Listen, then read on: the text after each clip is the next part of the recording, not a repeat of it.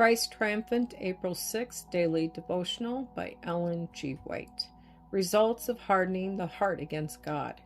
And the Lord hardened the heart of Pharaoh, king of Egypt, and he pursued after the children of Israel. Exodus chapter 14, verse 8.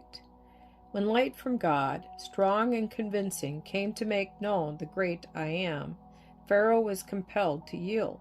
But as soon as the pressure was removed, his unbelief returned and counteracted the great light God had given. When he refused the evidence of the first miracle, he sowed the seed of infidelity, which, left to its natural course, produced a harvest after its own kind. Afterward, the king would not be convinced by any working of God's power.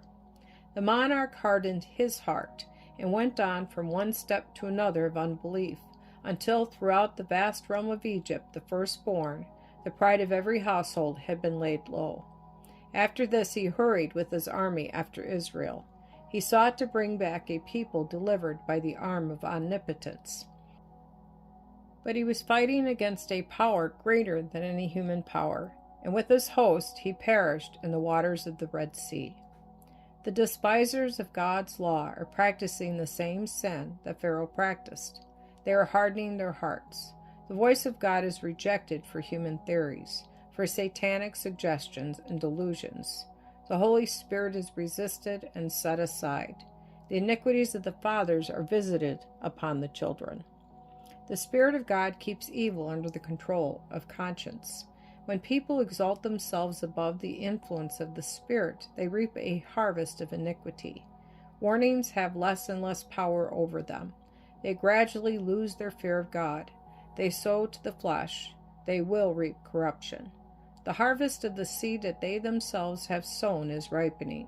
Their heart of flesh becomes a heart of stone. Resistance to truth confirms them in iniquity.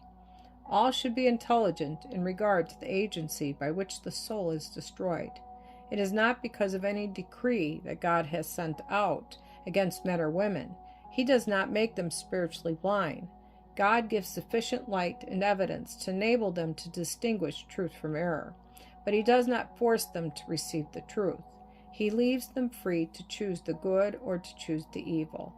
If people resist evidence that is sufficient to guide their judgment in the right direction and choose evil once, they will do this more readily the second time.